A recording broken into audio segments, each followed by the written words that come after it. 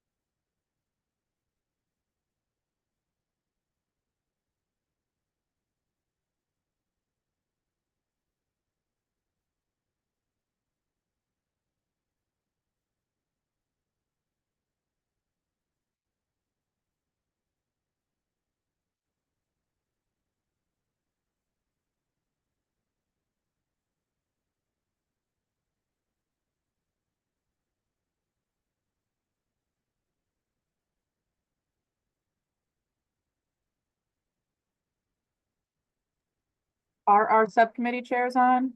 I don't see them. Well, okay. Who are they? Senator Anwar and Representative Walker.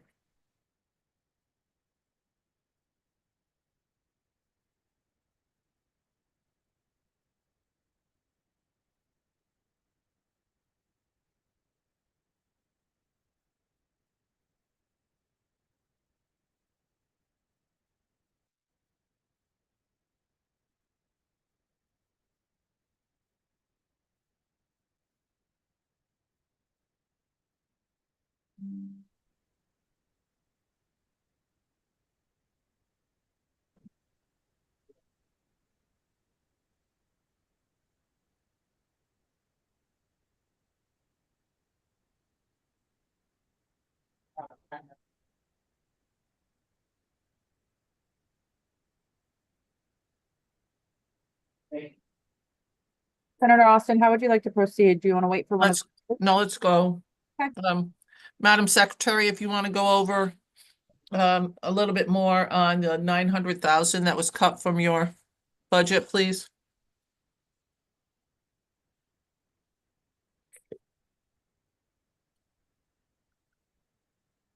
You're muted, Madam You're Secretary. muted. I'm sure that your words are very impactful. I thought you were hear them. I thought you were hanging on every word. So there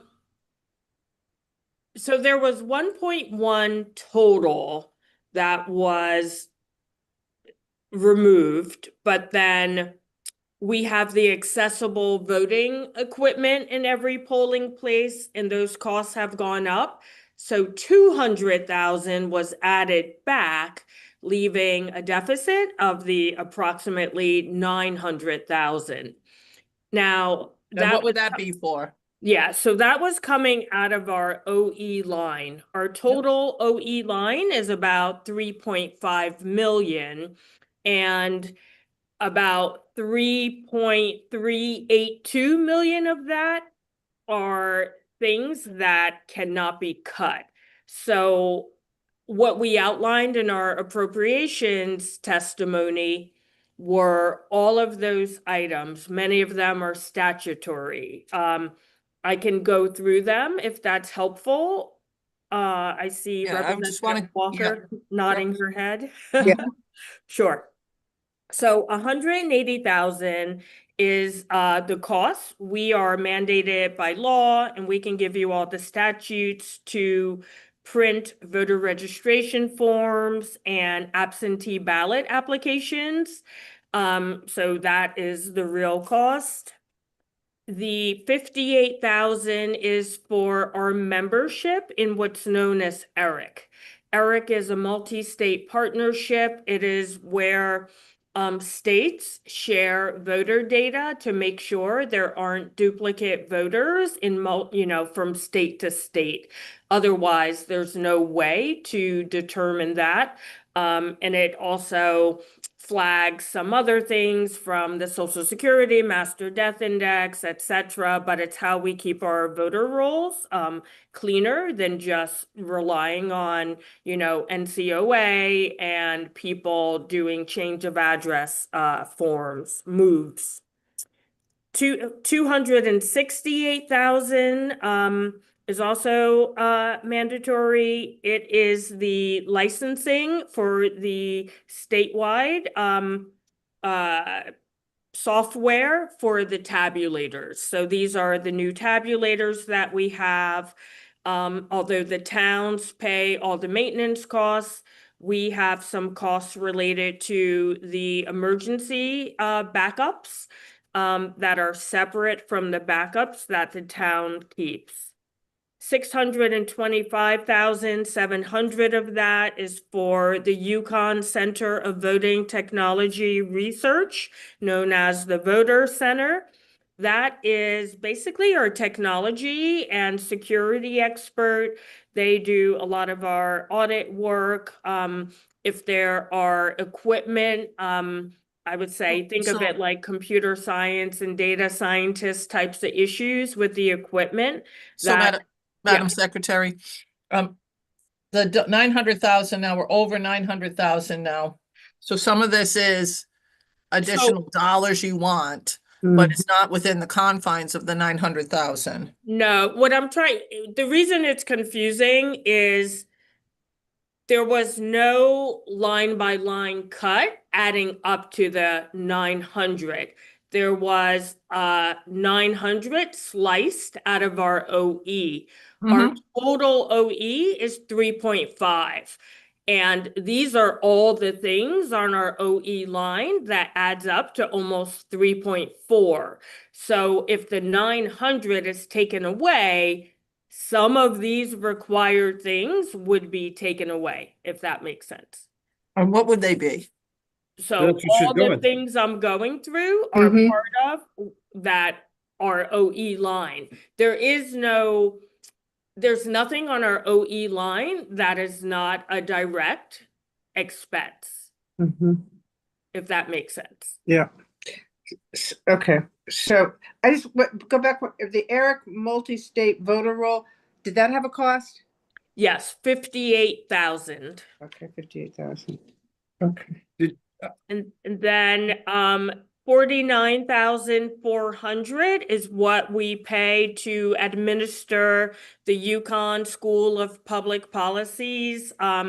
They manage the registrar training. As you know, it is a Connecticut law that registrars have to complete this 8-module training program every time they are newly elected or take over the role of registrar. So it's an online learning platform, and that is the annual maintenance cost.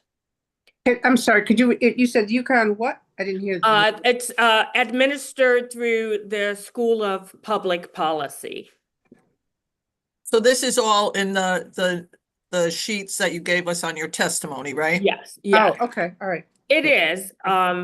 So I'm happy to keep going. There are about 5 more things, or you can reference that later. The biggest cost is $1,025,000 for the next installment, if you will, of our total vote is the new voter registration system. And there have been multi-year expenditures. It's been a 3-year project replacing our 25-year-old voter registration system. Then we have a small negligible amount, just over 5,000, which basically pays for the online connection between our office and the DMV. So when people are registering to vote online, that facilitates that. 4,900 for the GIS software that's required under the Connecticut Voting Rights Act. Just over 6,000, and those are all mandatory. 6,000 we use for DocuSign. It's not mandatory, but it is how we allow timely submission of many documents so people don't have to travel to our office. 12,000 is the annual license fee for our election results archive.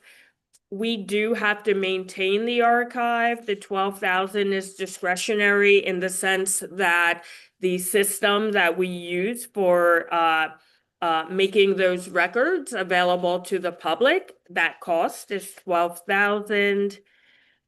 300,000 for the annual maintenance of our election management software and the current voter registration system software. We spend just over $1,000 for translating certain required materials into Spanish. 795,000, that is the contract amount for the accessible voting machine that must be available in every polling place in Connecticut. Just over 12,000 for our annual subscription to LexisNexis. We do a lot of legal research. And 36,000 for the ticketing system that we use. We get a lot of incoming calls, both across all of our business lines. So that is the system of handling those tickets. And last but not least, 2,700 for storage of many, many records that we are required to keep. And that is everything.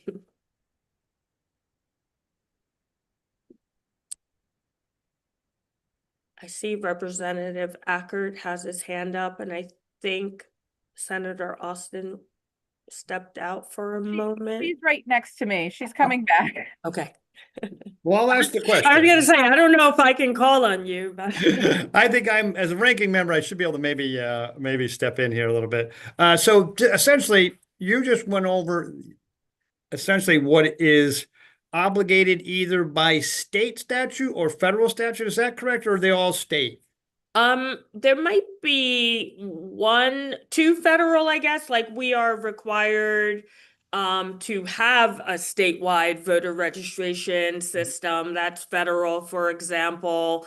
The voter registration forms, that's also federal, I believe. I'm kind of eyeballing Gabe Rosenberg. Please chime in if I'm missing anything else. No, I think you're right. A number of them are both. The big federal one that you didn't say was the accessible voting machines are required by the Americans with Disability Act.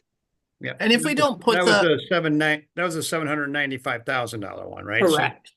So I guess, go ahead, Senator. I just, if there's a $900,000 cut and some of that cut is coming out of these required, then I don't know how we get to a $900,000 cut. Right. That's why, I mean, from early indications and conversations, I think there might have been a misunderstanding in many agencies. The OE line is very, discretionary there, but Right. literally all of our OE line are like hard costs that we have. So we think it must have been an oversight. We did, I feel like your next question might be, how much have we lapsed on the OE line over the years? And it's always been very small, ranging from, I thought I had it in front of me, but I don't, but if anyone else does, but ranging from like 13,000 to like 113,000, somewhere in there. So it's not like we've lapsed 900,000 ever. I looked back the last 7 years. So it Taylor, feels can you like get a that for mistake. us? Taylor, can you get that for us? The lapses on the Secretary of the State's? Yes, ma'am. We can put that together for you. And And then, if you stay with this 900,000, what are you choosing out of here? We can't choose any of it. It's all statutory. the only non-statutory things do not add up. I mean, we're talking about DocuSign, that's not statutory, but it's, $6,000. The only other thing we could get rid of is, the ticketing system, that's $36,000, but everything else is mandatory. Thank you.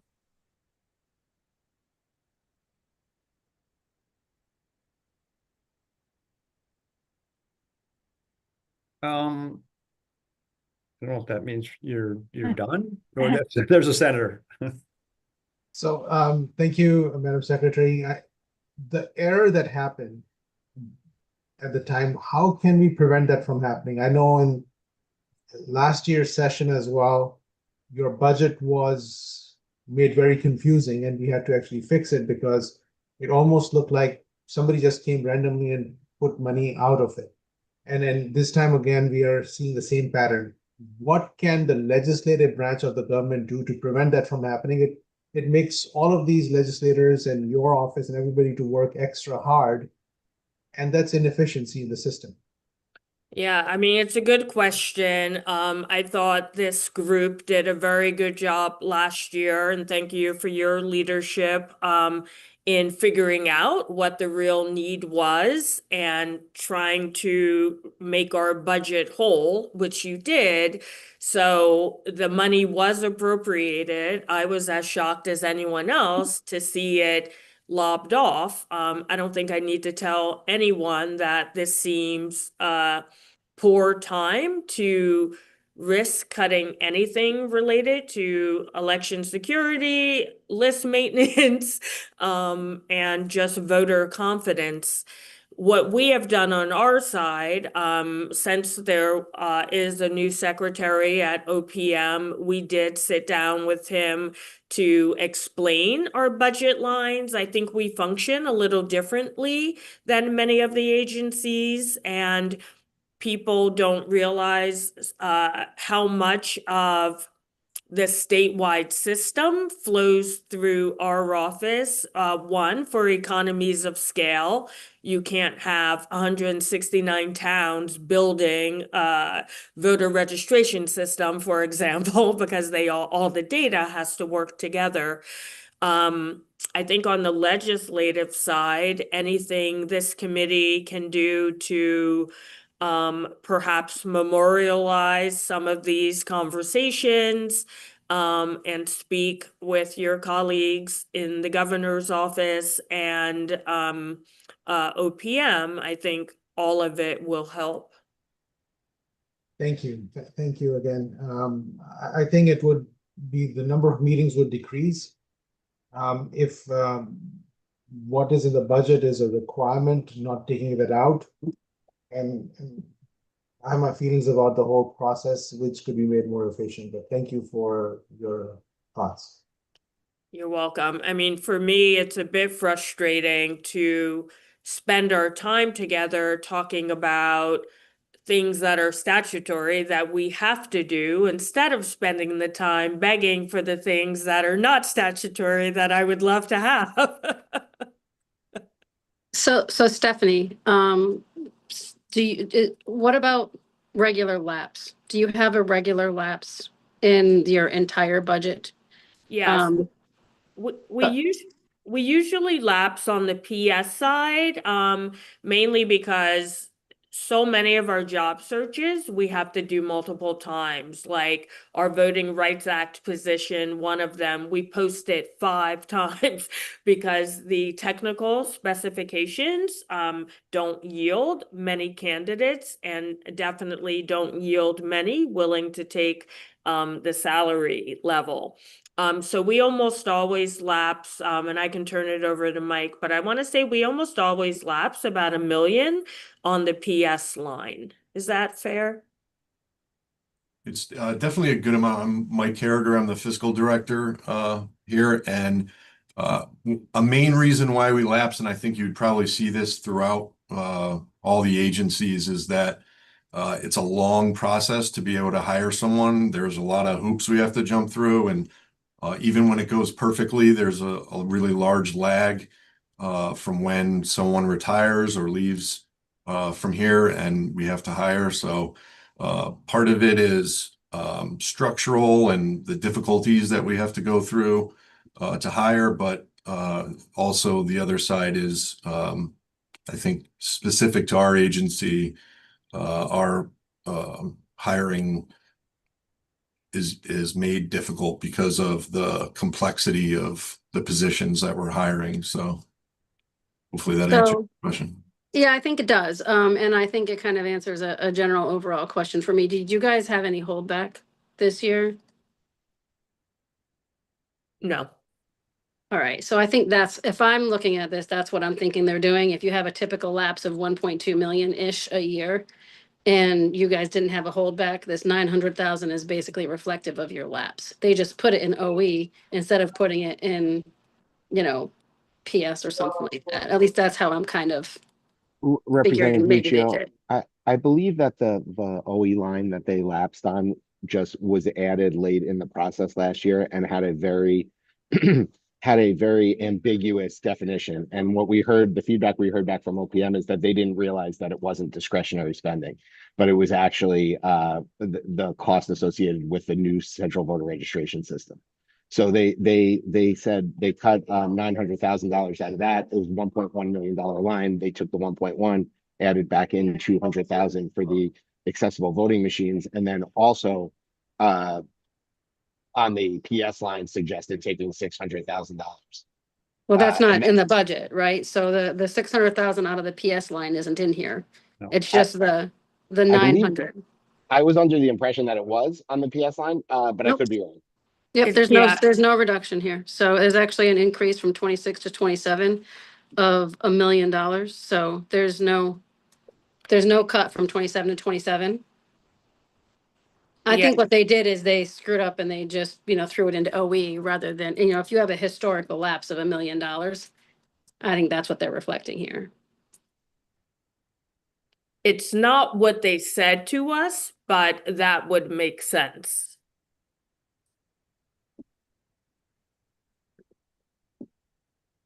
In your ask, Steph, I know you had sent over your ask for like the voter information, the 200,000 for accessible equipment. Is that 200,000 for accessible equipment on top of what you already have in OE? And then the 400,000 for audits and the 380 for the municipal board. The asks that you had in here, are those all over and above what's in there currently? That's correct. Except the 200 for the accessible. And that's already in the OE, right? That would be, yes. Right, Gabe, now that they put it, The the 1.1 that they and I can only base on what they told me, but the 1.1 that they took away was for the central voter registration system line, and then they added back in 200 that we needed for the accessible voting. We were about $200,000 short on the accessible voting side. So simply adding back in the 900 would not add in the 200 that we're still short on the accessible voting machines. But you just said you had the accessible voting was in the OE existing.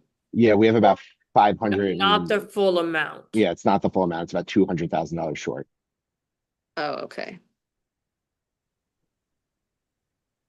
And just to provide a little clarity there, we talked about it in the appropriations hearing. This agency, for better or worse, had a history of using Help America Vote Act funding to shore up any of these budgetary differences. So if this had happened 5 years ago, we might have plugged the 900,000 hole with Help America Act money. Those federal funds have been diminishing. So for example, 2025, we were allocated just $262,000 compared to 1.1 million the year prior. So it's become less reliable as a funding stream, and the amount is always in question. So we haven't had that funding available to close these types of holes.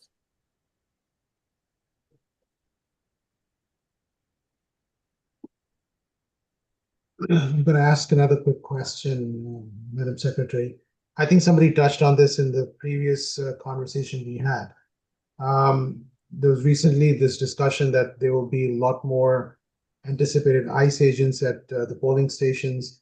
Have you heard anything? And is there a way to make sure that there's no conflict that's created from the emotions that are very high? Is there a contingency plan? Do we need to be worried?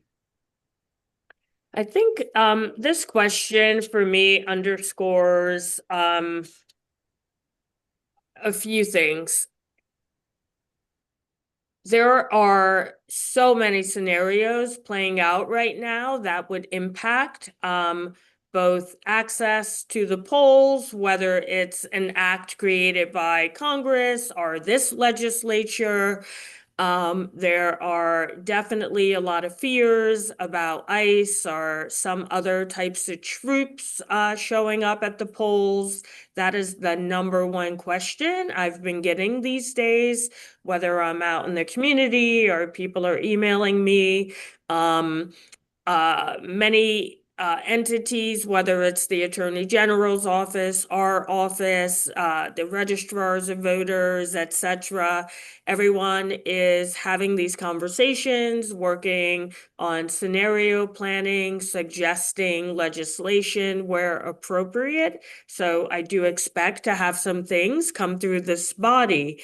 But for me, the one piece that is not being addressed is how we are communicating with the public about these items. If a story came out about ICE being sent to the polls a week before the election, that would be very different than that story dropping now. We have to have a way to communicate with the public to let them know what's happening.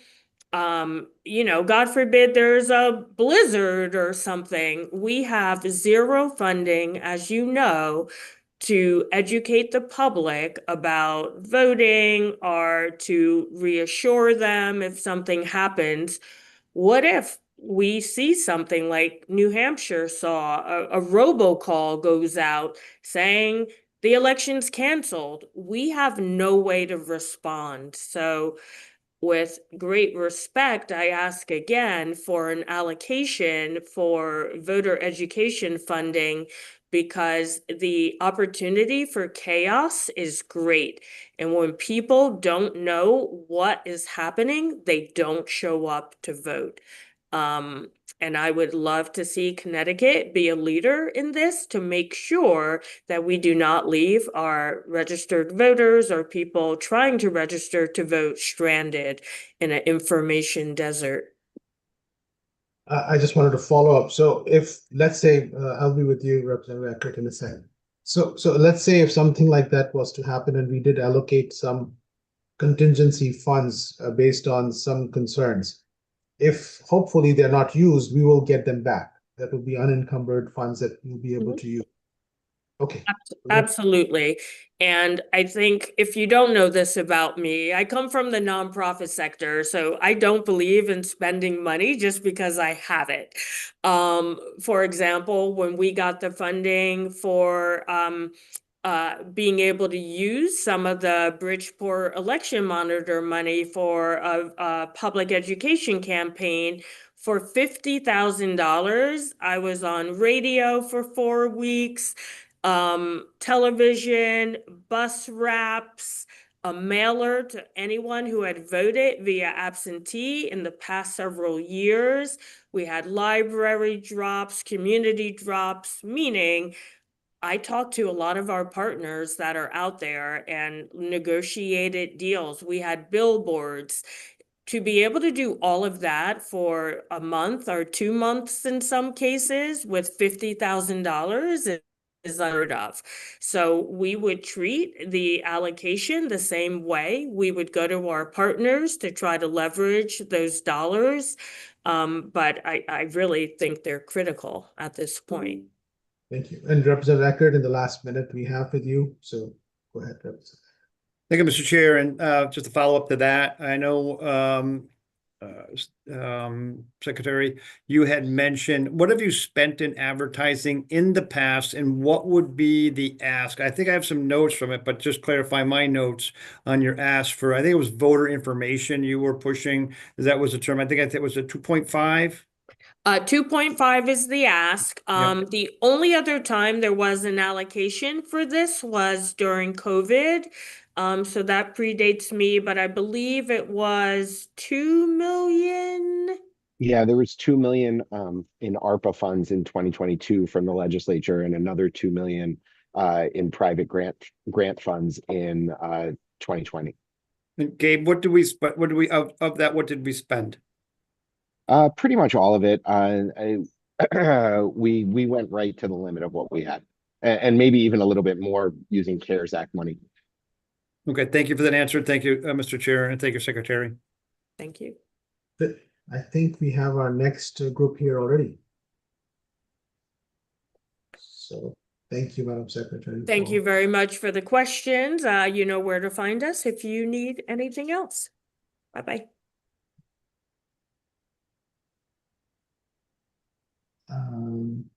So we have the Office of the Corrections Ombudsman.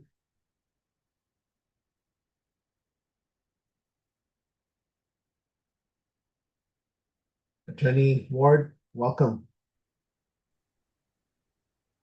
Hey, good afternoon. Good afternoon. We can hear you, but we cannot see you. Okay.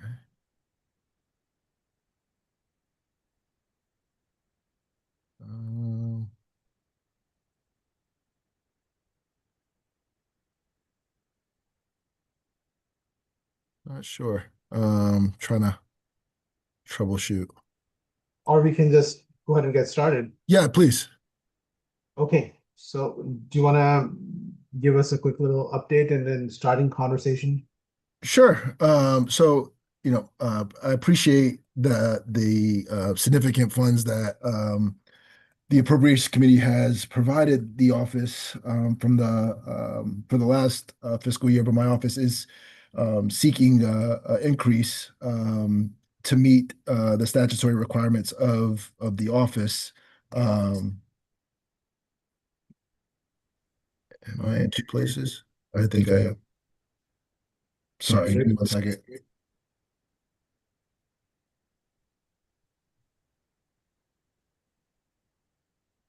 If it's easier, I can remove the other one. Would that be easier for you? Yes. All right, bear with me. Just where am I?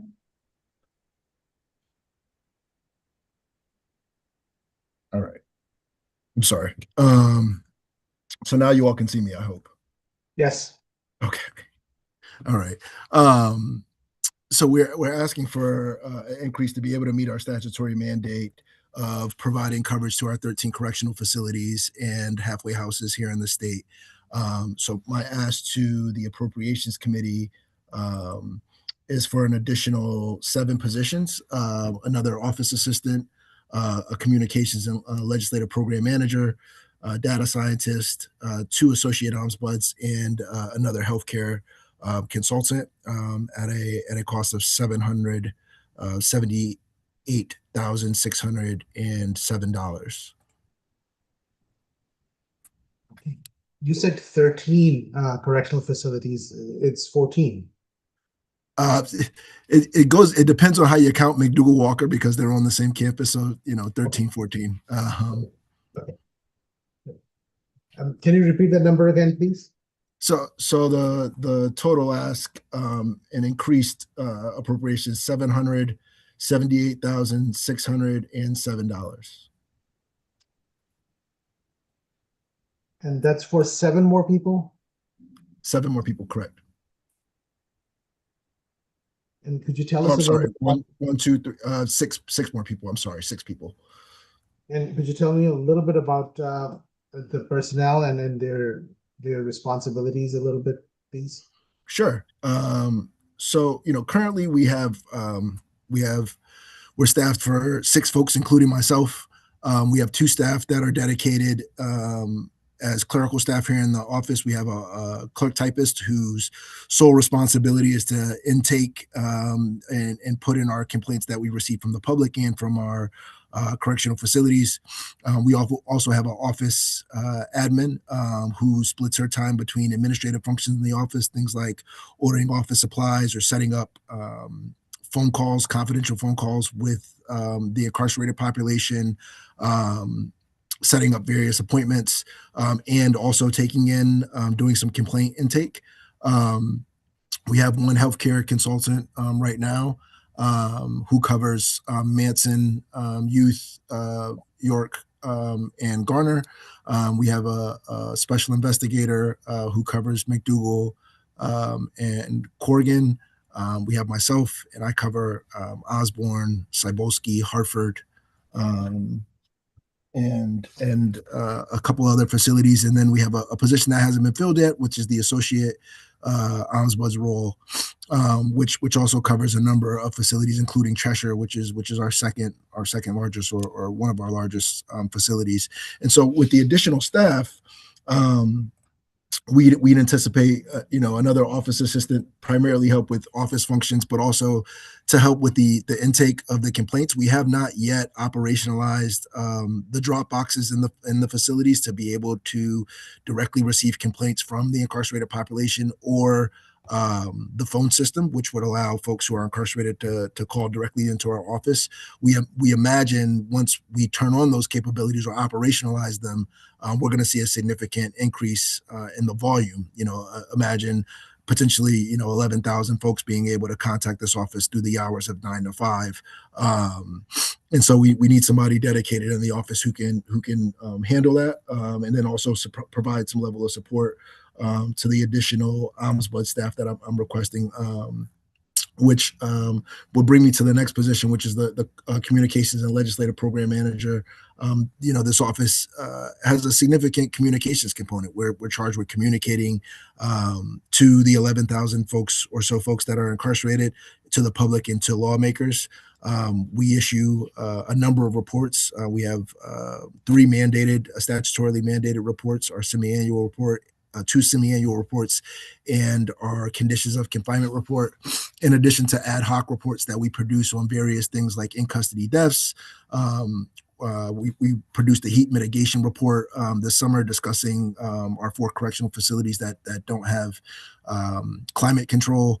And so there's a significant communications component as well as a significant legislative component that goes along with the Office of the Ombudsman. I just this morning I had to meet with our IT team because the state is optimizing our websites, and even that, to have somebody dedicated to getting things on the websites, and also communicating with our incarcerated population, as well as the public when we have things like facility shutdowns due to water main breaks or other operational issues. We get those calls from loved ones, and so we really appreciate having someone who's dedicated to managing the communications within the office. The other role is a data scientist. As you all can imagine, the Department of Correction has a ton of data. If you all ever have seen their website, they have a dashboard, a real-time dashboard that tracks, all sorts of indicators from assaults to overdoses. They produce thousands of reports each year.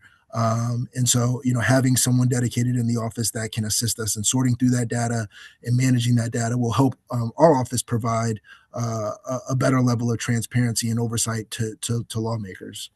The other 2 roles are associate ombudsman positions. Right now between the 4 dedicated ombudsman staff, we're essentially all managing facilities that cover about 2,000 folks each. I actually cover the complement of facilities that I cover is actually over 3,000 individuals. And so, it's a significant amount right now. So with the 2 additional staff, we'd hope to be able to lower those numbers so we can have more dedicated oversight to each facility as opposed to, being stretched so thin. And then the last position is the healthcare consultant.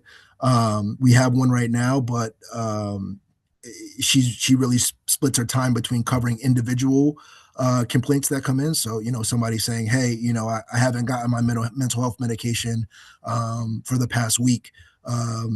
And can you take a look at my chart and communicate with the facility to try to troubleshoot that, to try to make sure I get my medication? She splits her time between doing things like that, but also being able to look at more systemic issues. As many lawmakers know, we have a significant backlog for outpatient care, for specialty care. For somebody to take a comprehensive look into that is a full-time dedicated position. And so right now our healthcare consultant's splitting her time. And so we'd like to be able to dedicate a healthcare consultant specifically to looking at more systemic issues, and then one specifically looking at more individual complaints. And so I think that's the full complement of the 6 positions that I'm requesting. Thank you so much. I know my colleagues have some questions, so I'm going to go to Representative Nuccio, and I'll come back after everybody else has an opportunity to ask. Hi there. Hi, Representative Nuccio. How are you? Good. Good. I'm going to be totally honest with you here. I have a little bit of a problem of doubling the size of the organization, especially since you guys really just started, right? Like, the first year, every year the organization has grown. And I just don't know that I have enough information, right, to show why we need all of these positions, especially because we don't have a lot of that data and everything now. And, we're talking about an organization from 26 being established going to over like almost $1.5 million. So anything that you can have that can try to educate me and sell me on that, I'm struggling a bit with saying, okay, we need to go from what it was in 26 to adding $1 million plus and doubling the staff. So anything that you can provide, I think would be useful. Sure. I can provide some examples from other states that have similar incarcerated populations and have correction ombudsman's offices. But I'd also like to state, the Department of Correction has a $700 million budget, right? Mhm. And if you're asking, the Office of the Ombudsman to provide a level of oversight, my ask is 1/700th of what their budget is, right? And so, right now we have a budget of roughly, I think, 790,000 for this fiscal. And as I mentioned, that what that provides the office with is 2 office admin and 4 ombudsmen to actually go into facilities. But we have not yet turned on the full capability to be able to receive complaints from all of the correctional facilities. And so even without that capability, this office has taken in over 1,000 complaints just from word of mouth from the public and through email. And so it's based on those numbers that I'm making this request to the committee, is that, when you look at the size of what we're tasked with, not just covering the 14 correctional facilities, but also, almost over 24 halfway houses. We haven't even been able to get to looking at our state's halfway houses yet, because we just don't have the capacity, because we're just dealing with the 13 or 14 correctional facilities we have in the state. And so, just currently we're just so woefully understaffed to be able to do the task that the legislature's asked us to do statutorily. And that's in the spirit that we're making this request. Thank you. I appreciate that. Madam Co-Chair. Yes, thank you. Thank you. I want to kind of go with the continuation with my colleague. So tell me the positions that you have currently right now. You have yourself, you have an office assistant, you have a healthcare consultant, and who else do you have? 3 other positions. What other positions do you have? I have a clerk typist.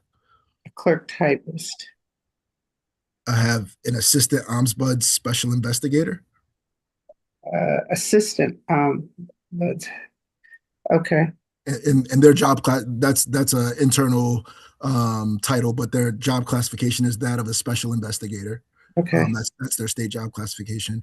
And we have an associate ombudsman, which we are in interviews for currently. So we anticipate that person being on board sometime in the next month. So in looking at some of the cases that you have, would you not say that healthcare is really a main driver in the complaints that you have in the facility? It's our largest category of complaints, certainly. But you know, we do have a number of investigations that, you know, the special investigators looking into. I had an opportunity to watch, you know, Commissioner Kuros's hearing just before mine today, you know, and there was a lot of discussion about the in custody deaths. And you know, whenever there is an in custody death, my office is also looking and investigating as well. You know, you have the inspector general who's really looking at criminality, right? Whether or not a crime occurred, and they're doing that in conjunction with the state police. But where my office is looking at those in custody deaths is really determining whether or not DOC internal protocol was followed. So I heard a lot of discussion about the single cell status, and unfortunately, we had, you know, someone in 2025 die at the hands of their cellmate. And my office is looking into that incident, not just in terms of, you know, whether a crime occurred, but you know, whether or not there were other indicators or other policies that should have been followed leading up to that led to the death. And so, you know, DOC I think had 26 in custody deaths last year. And so, you know, when you say, you know, healthcare is the biggest complaint we get, we also are looking at those in custody deaths because I know they're very important to lawmakers to really get to the bottom and the substance of why those are occurring. Okay, so if so far since you've taken office, what type of reports have you released so far? Sure. So we've released a heat mitigation report this summer. Which really discussed, we have 4 correctional facilities in the state that do not have air conditioning. And the recommendations out of that report were really directing and encouraging the Department of Correction to tie their heat mitigation efforts to the governor's weather protocol. So, you know, recently we just had a cold weather protocol, right? Where the governor issued that statewide, directed municipalities to take certain actions. Those should, you know, the office's recommendation is those should be tied. Corrections should also be tying their protocols with that. So they should be doing temperature checks. They should, you know, be potentially issuing, you know, more blankets or providing heating opportunities for folks. And similarly, in the summertime, you know, when we're having hot weather or heat advisories, you know, the issuance of water, showering, regular changing of bedding were some of the recommendations that we made. So that report came out, I believe, in October. We have our semi-annual report that comes out twice a year, which is really a discussion of what activities the office has taken in the previous 6 months. And then we have our annual conditions of confinement report that came out in January of this year. And that's an annual report that we'll be issuing, covering all of the delivery of services for the Department of Correction. But we also have several ad hoc reports that are in the works that lawmakers and the public will be seeing that are going to come out in the next several weeks. Things we're varying from illegal strip searches to deaths in custody to uses of force. Okay, the annual report, did you send that to us would you send that to us? Send it to Madam Administrator, please. I'd like to have that distributed. And the one about the body cams? Can you send that one? We didn't do a report on the body cameras. We did one on the heat mitigation. I can send that to you. And I will say lawmakers did ask, one of the ad hoc reports that we're doing is lawmakers sent a letter to the office asking us to look into the transfer of a female inmate who was sent out of state after reporting a sexual assault. And so we're looking at that investigation as well. Did you do a report? We're in the process of completing that report. Okay. All right. Okay. All right. Thank you. Thank you, Mr. Chair. Thank you. Thank you, Co-Chair. Representative Acker. Thank you, Mr. Chair, and Attorney Ward. Thank you again for being here with us. Just a quick follow-up, I think, to a couple of questions. I'd like to know what the difference between what services were provided maybe at DOC that you are now providing, maybe that they weren't provided or they were and you're taking those over, or the thought of here's what we do differently than DOC. I know you're overseeing that sort of, which that's the part that kind of, I mentioned this before, struggles me. We have a department overseeing a state department, but if you could say to us here's what we're doing. We're the connection between the family at home and our those that are incarcerated, that type of thing. What is that real? And you could, if it's a, paragraph report or something, whatever you like to say, hey, this is why we were established and this is our goals and these are how we're getting. That kind of, I think, was where some of the others were touching base on. Yeah, so I'm happy to provide that information to the committee, but I will say, the ombuds we are your eyes and ears inside of the Department of Correction. Very similar to the Office of Child Advocate and how they can take a look at DCF and all of our state organizations and municipal organizations that deal with our children.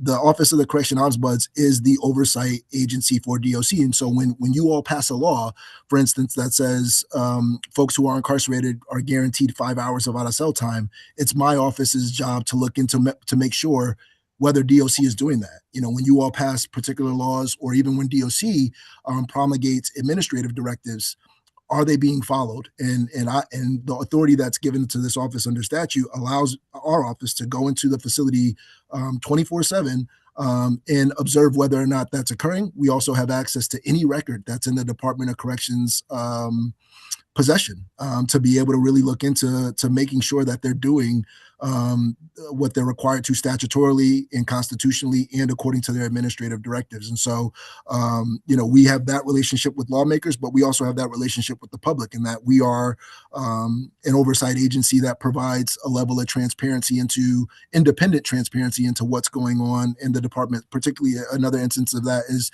the in custody deaths that we talked about, right? Where certainly you have the inspector general, who's, as I mentioned, is only looking at criminality, whether a crime occurred. But I think lawmakers saw it fit to have an independent agency not housed in the department to look at some of these issues. The department obviously is going to investigate them, but I think for transparency purposes, it's best practices to have an independent agency look at some of these issues, and that's really what our charge is. Thank you, Attorney Ward. I appreciate it. I don't want to take up much more of the committee's time, but I always appreciate your honesty and the input that you provide to us. Thank you, sir. Thank you, Mr. Chairman. Thank you. So Attorney Ward, I wanted to just follow up on a few things. I think in our last meeting, when we were doing a work meeting and we were looking at comparisons, one of the things that was quite striking to me was that New Jersey, which is probably 2.5 times the population for Connecticut, has the same number of incarcerated individuals, more or less, than what Connecticut has, which suggests to me that we have far more incarcerated people than New Jersey does. But their ombudsman office had 32 people. Is that, I'm speaking from my memory. It was quite high. So they're close in population. I think, our count today is probably somewhere below 11,000. It's maybe 10,900, 800, something here in Connecticut. New Jersey, I think, is, last time I checked, was around 10,600. So we're fairly close. They have eight or 9 prisons in New Jersey. So less prisons, but they have a staff. Their correction ombudsman staff is about 20 to 25 folks. And so, and I'm happy I have their organizational chart here in the office, happy to provide that to the committee as well. But they are a state with a similar population as us, and their correction ombuds, has nearly double the staff, almost triple the staff that we have. Right. So because your office is relatively new, and I think I want to pick up on where Representative Nuccio was asking.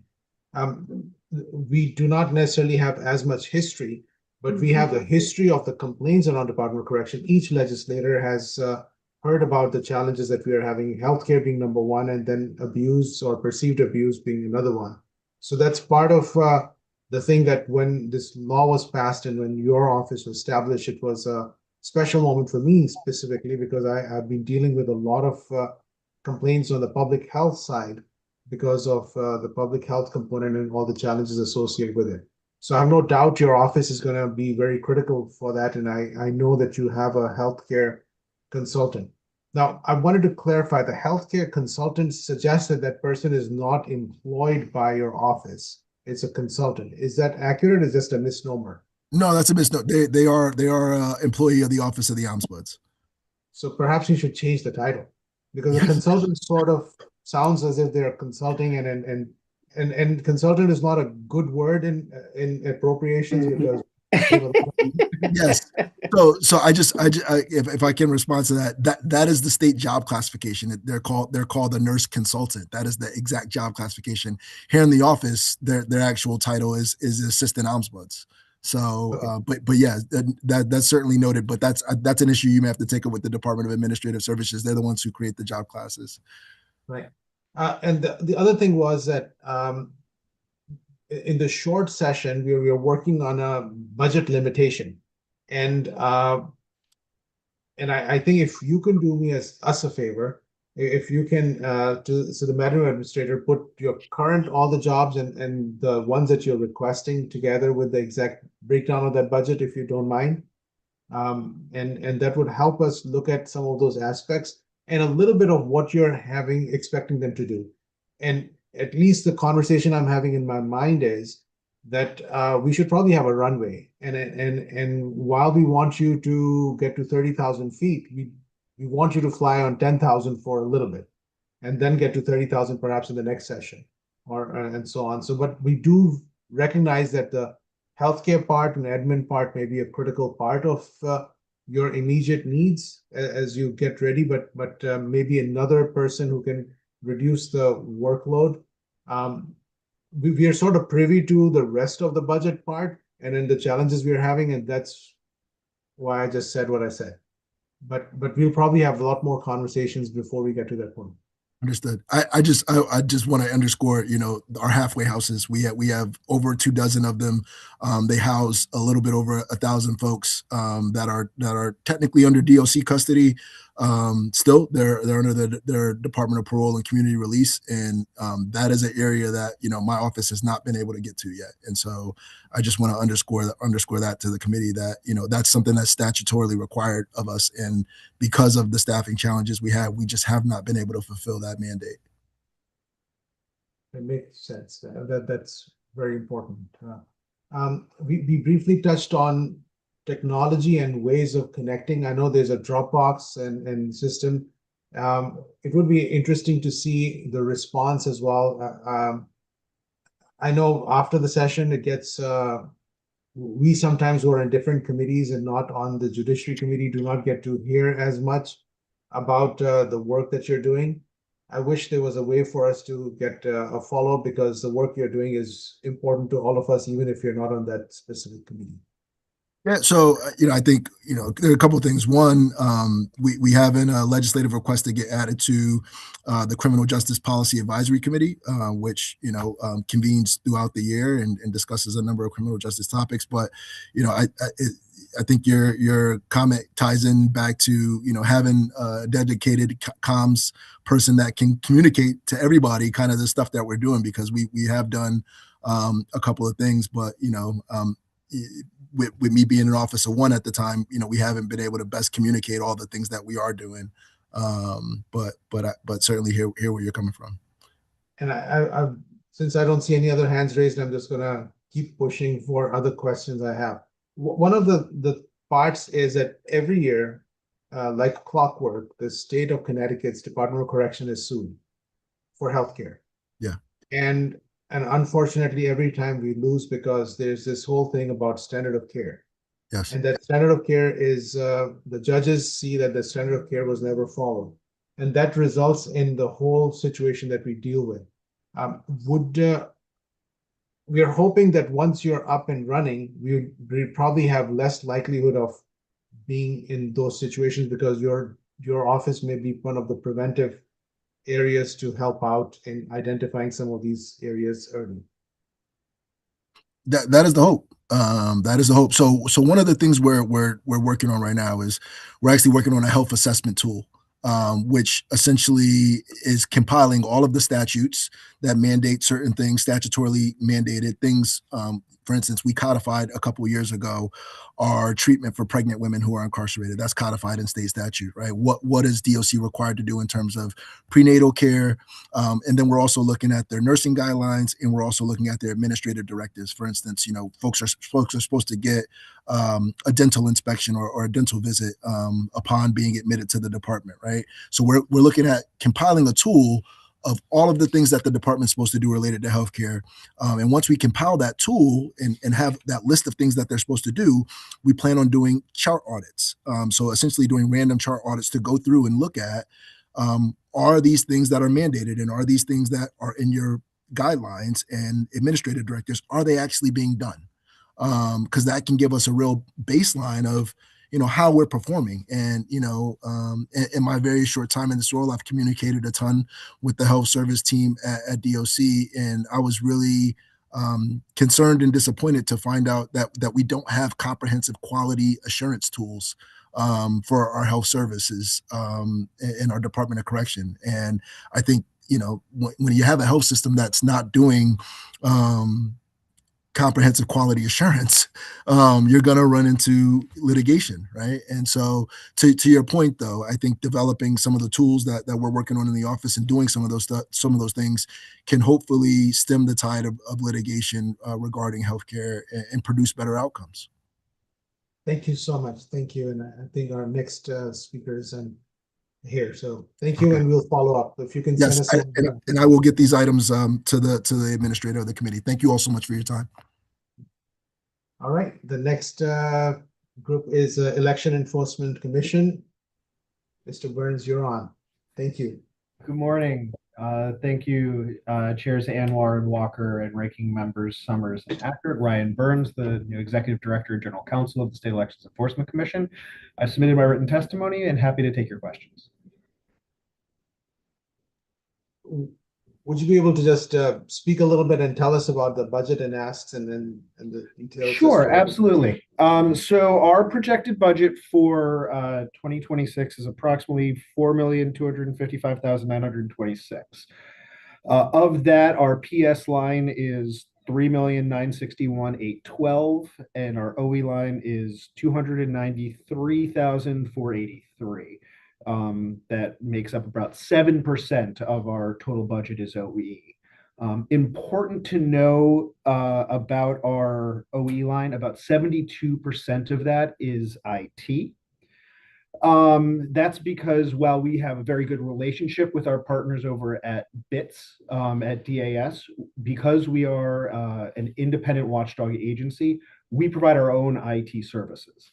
So a good portion of our budget is both administering the normal IT needs of a state agency, as well as administering the ECRIS system, which is the online public finance program. So a very small portion, less than $100,000, covers the OE for all the other expenditures that we would have as an agency, including, as mentioned by the Secretary of the State, like legal needs like LexisNexis and other subscriptions, as well as tools that are required for investigations, including deposition transcripts, travel, and any other kind of forensic needs that may come up from time to time. Well, I noted in my testimony that there was a slight discrepancy between our ask and what was submitted in the budget. It was about $25,741. I noted it only because statutorily under 9-7C, the budget that's submitted to you should have our full request. We are not quibbling with the amount, simply noting the difference for, independence reasons.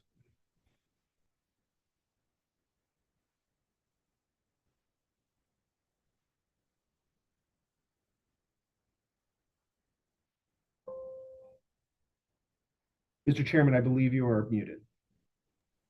I'm just going to check if any one of my colleagues has any questions about. I think it makes sense for most of the things that we'll go through that in detail, but this is good. Thank you. I appreciate that. I would note we don't have any asks coming forward for this session. As a new executive director, I want to develop the relationships and demonstrate the competency of the agency. One thing I would note going forward for next session is while there are certain ways in which we can improve our processes and increase the efficiency of the agency, we are an agency of 36, and there is a bit of a ceiling on the level of service we can provide to our regulated community. I have heard that there among certain members of the regulated community that They would like us to work faster and more efficiently and get more done. We are going to shortly approach a ceiling as to the productivity that the resources we have now can provide. And looking at similar agencies, the New York City Campaign Finance Board, who administers a program of less than 60 candidates or less than 60 elected offices. So roughly a third or less than a third of the the offices that we would regulate on a campaign finance side. And they have about 5 times the staff. So it is a pretty stark difference. I'm not saying we need 5 times the staff, but I think 5 to 10 more staff wouldn't be unwarranted in this situation, given the level of service that I believe the regulated community needs. Again, I think there's a lot of conversations that need to happen before that ask is coming forward, but I wanted to let you know that I think that is really, in my initial assessment of the agency, the direction that I think would be appropriate. Thank you. I'll have Representative Eckert ask some questions. I have a few too. Rep. Eckert. Thank you, Mr. Chairman. And Mr. Burns, good to see you. Welcome. Just an interesting piece. I was always curious on the amount of labor it takes to do the auditing process. Is that an in-house service that you guys do in-house, right? The auditing? 100%. And I know it's one of the areas where there's been a lot of attention, and one of the important things that I think your regulated community is tuned to. It is a small fraction of the work that we do, but we have a team of auditors. I believe it is 6 and a manager. Let me double check that for you. 7 and a manager. That soup to nuts perform that, and then it's reviewed by attorneys and elections officers before those finals go out. So yes, given the sensitivity, obviously, of those, we don't outsource any of that work. Okay, I appreciate that. And I was always curious because it seems to be a lot of work. Obviously, it's after elections, so it's kind of where you could fill that in. But I'm always curious on that as someone who regularly gets audited. Yes, and the good news for you that I'm happy to report is we are on track to have all pending audits resolved prior to the beginning of our CEP season this year, which will be the first time that's happened. So by May, we are on track to have all pending audits resolved. Thank you. Thank you as always. Again, welcome again, Mr. Burns, and thank you, Chairman Onmore. Thank you. So, Mr. Burns, this is the first time you're coming in front of this committee. This would be an opportunity to tell us about yourself and in your first assessment, because somebody, when they come to a new place and then look at a new department, what were your first few thoughts and feelings, and a little bit of that? I know it's not related, but it would be worthy to use this time to gain some insight. Happy to share my assessment. By way of background, I began my career in private practice, but then joined state service about 10 years ago as a staff attorney here in this office. So I have a fair amount of experience both on the compliance and the enforcement side. Then I moved on to several other state agencies in leadership roles before returning here as executive director. My initial assessment is that you have a very dedicated staff here that care very much about the integrity of the election process.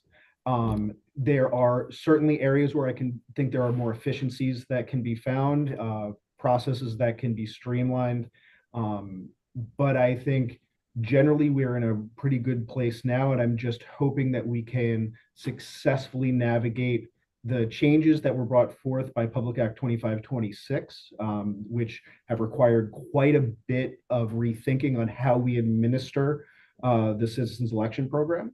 Which is why there's a bit of a later disclosure of our CEP guidebook, which is really the roadmap for how to participate in this program. But I was very happy when I arrived that both our audit and enforcement units have already begun the process of working more efficiently, reducing our backlogs and beginning to prioritize those cases.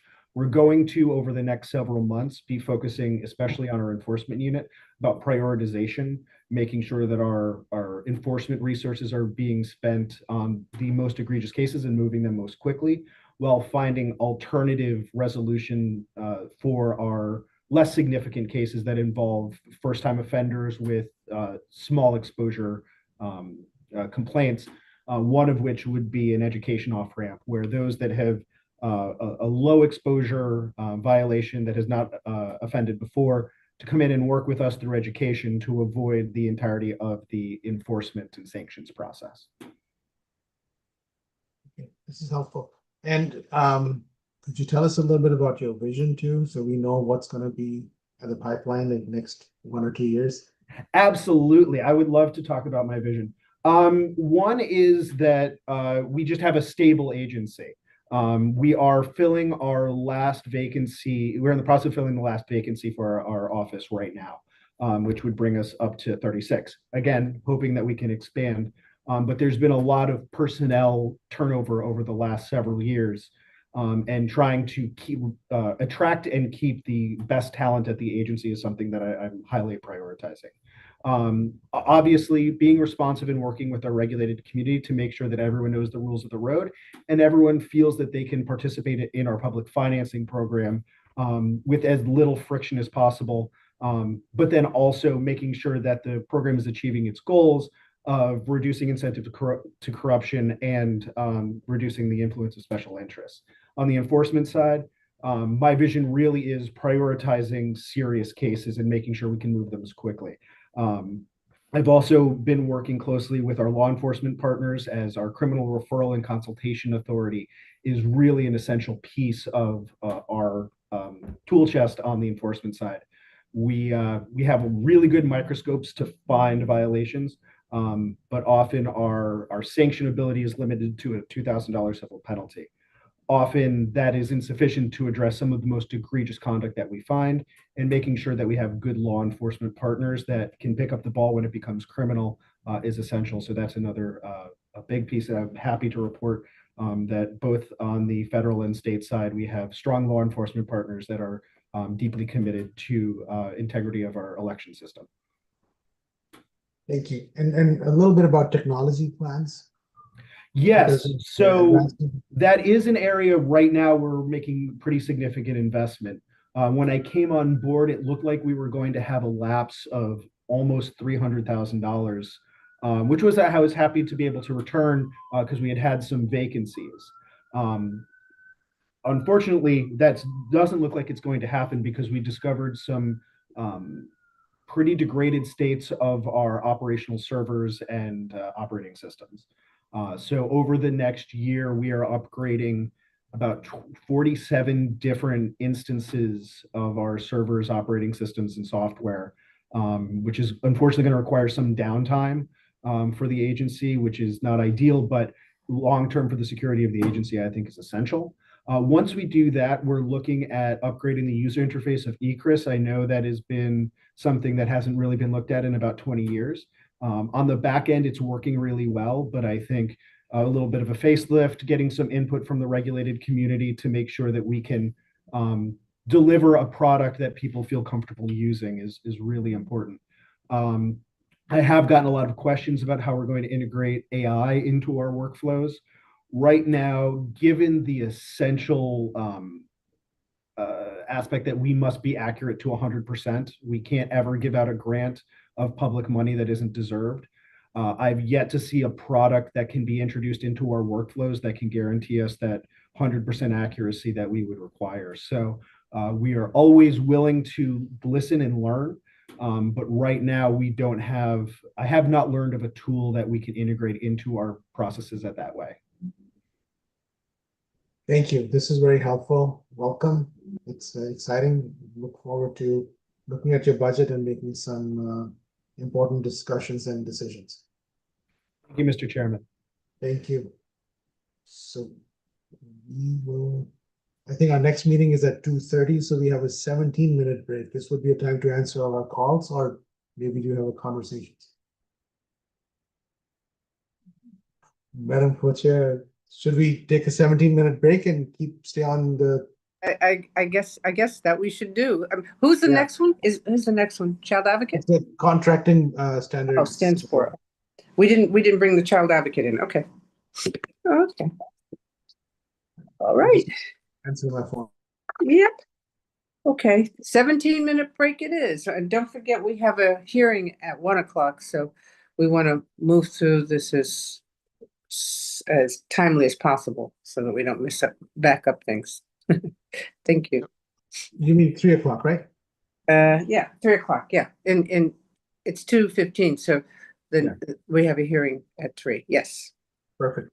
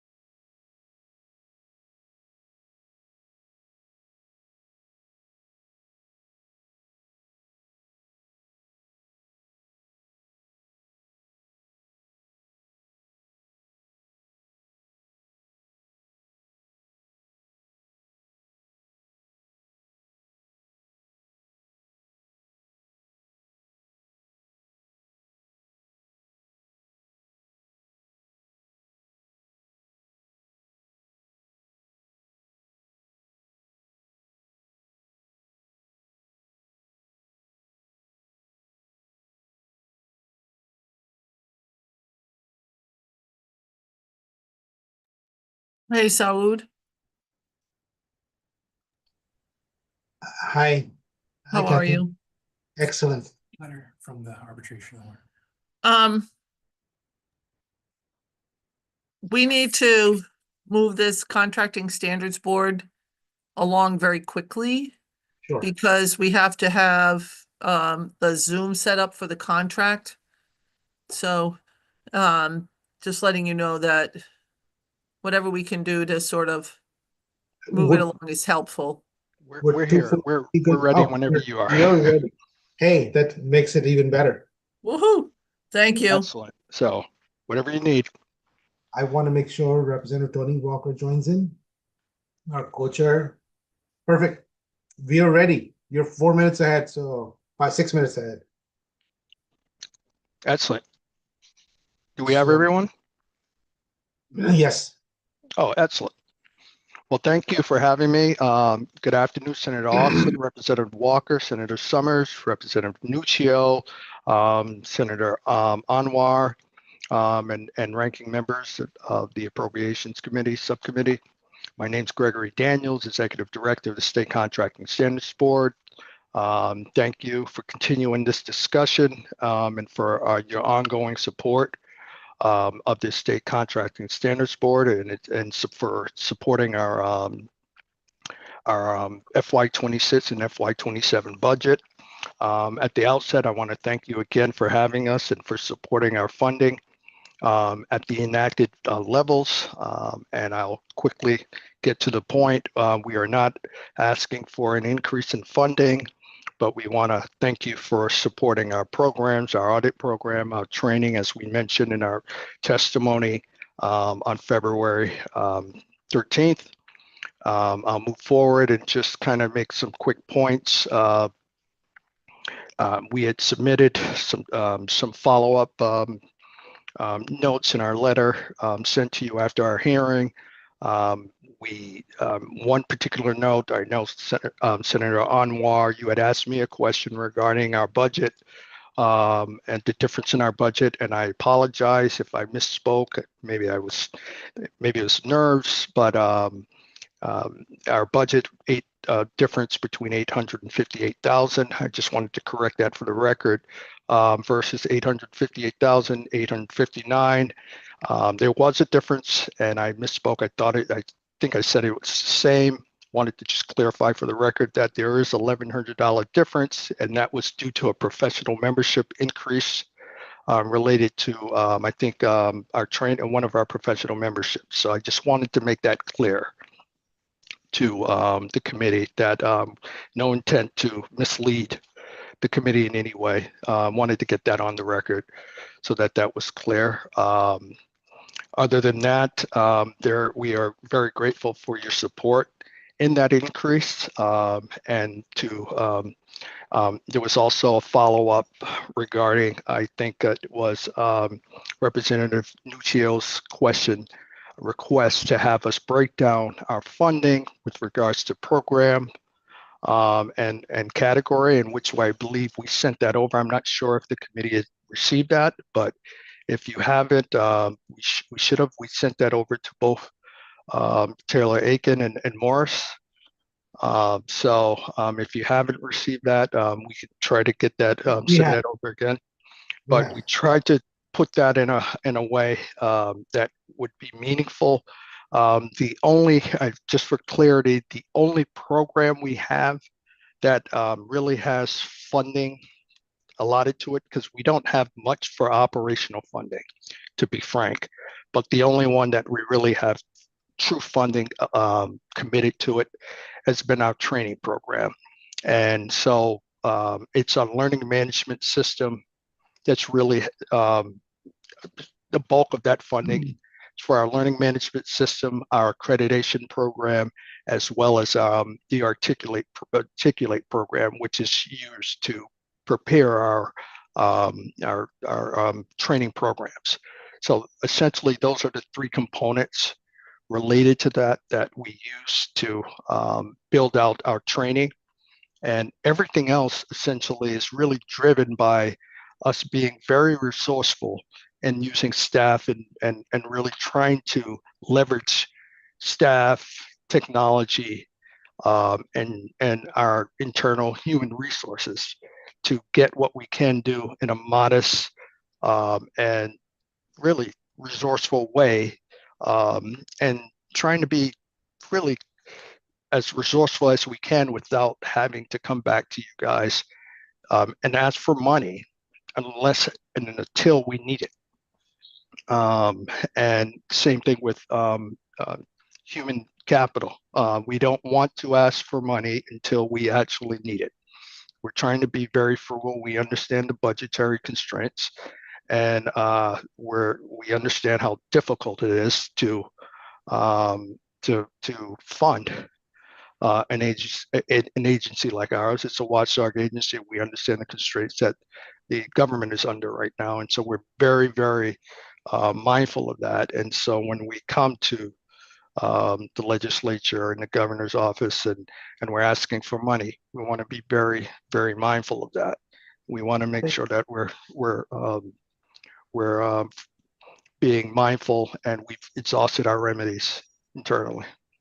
Thank you so much, and your written testimony and is very helpful as well, and then we appreciate your ask. I wanted to clarify a couple of things.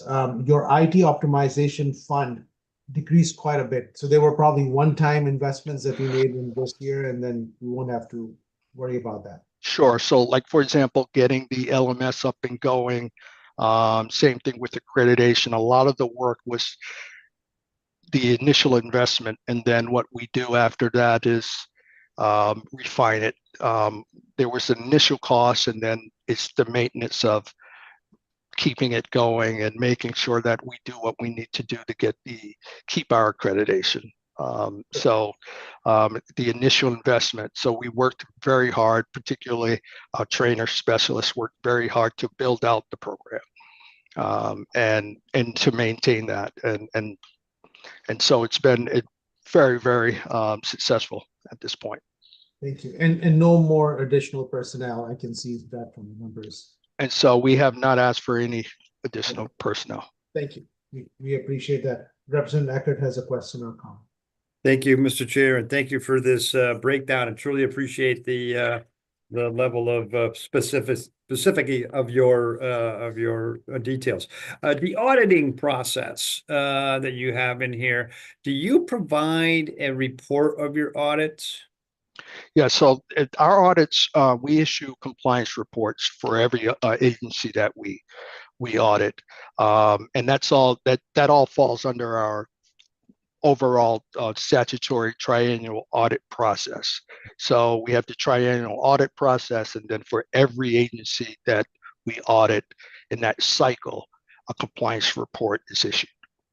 Okay. And so that's how that works. And we could get that at your site or something? Yes, and so we post those on our website as well. And if you'd like copies of any, and we could send them over.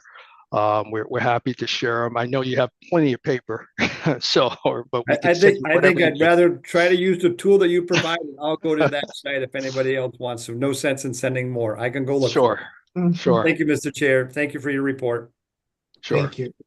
The way you have put your report makes our life much easier. That means no more questions from me, but I know my co-chair has a question. Thank you, Mr. Chair, and I want to thank you also for your honesty and your directness about your budget. That's refreshing, very refreshing at this time for us. But could you just send maybe one audit report over to Madam Administrator so she can send it out to us? Because I'm not good at searching, so it would be really nice. I will have the staff send that over right away. Awesome. Thank you so much, and thank you for your service. Thank you. Thank you. Thank you. And I think with that, we should close our work session, right? Okay, we'll see you in a different Zoom shortly. Thank you. Thank you. Madam Administrator and everyone.